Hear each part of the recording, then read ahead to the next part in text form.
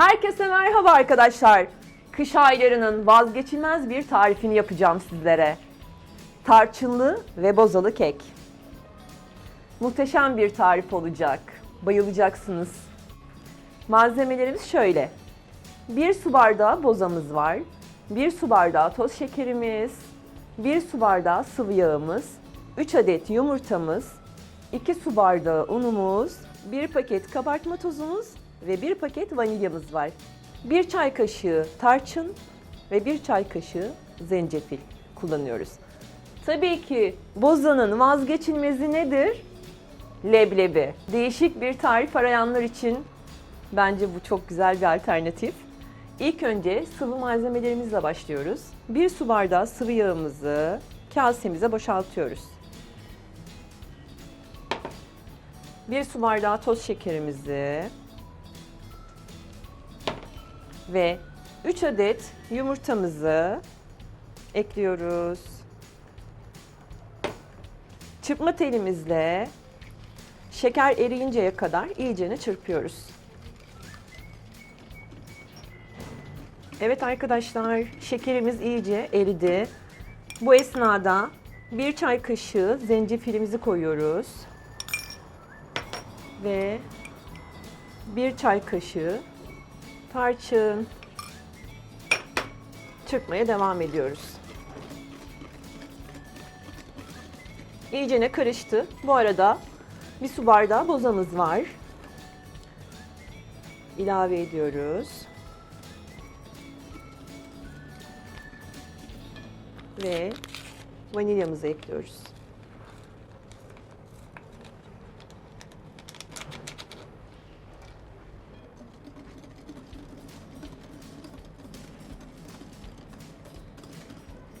Bu arada 2 su bardağı unumuz vardı. Ben daha önceden bunu eledim. Yavaş yavaş ilave ediyorum. Kabartma tuzumuzu ekliyoruz.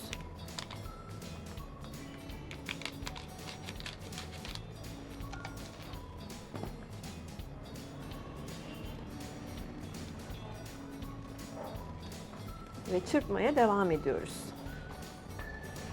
Evet, şu an kek harcımız hazır.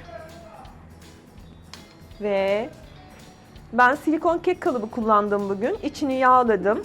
Çok az susam ve fındık koydum ben. Siz istediğiniz şekilde farklı tercihler kullanabilirsiniz.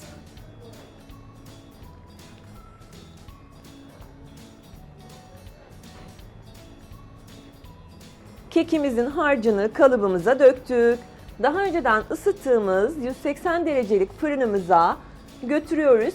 Kaç dakikada piştiğini ben size çıktıktan sonra söyleyeceğim. Arkadaşlar, bozanın faydalarını biliyorsunuzdur. Probiyotik özelliği var, zihin açıyor ve öksürüğü kesiyor. Eğer boza sevmeyenleriniz varsa, hele ki çocuklarınız, bence bu tarifi deneyin derim. Kekimizi kalıptan çıkardık. Şu an süsleme aşamasındayız.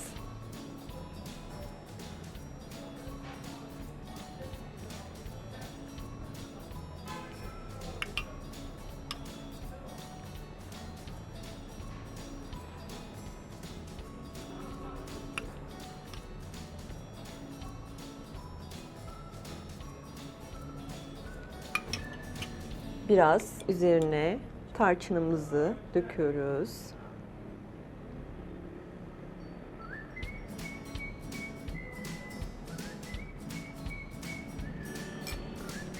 Ve leblebilerimizi koymayı unutmuyoruz.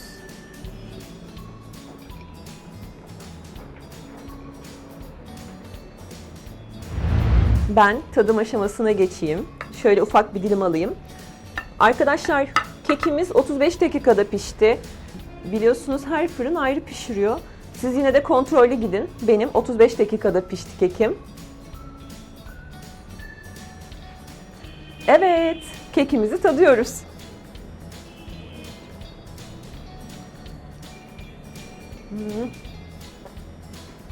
İçinde buram buram boza kokusu var, tadı var.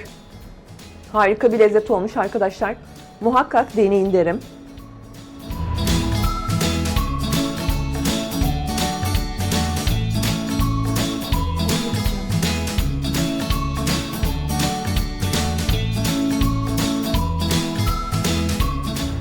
Arkadaşlar, bugünkü tarifimiz bozalı kekimizdi. Eğer videolarımızı beğendiyseniz yorum yazmayı, like atmayı, en önemlisi kanalımıza abone olmayı unutmayın. Bir sonraki videoda görüşmek üzere, hoşça kalın.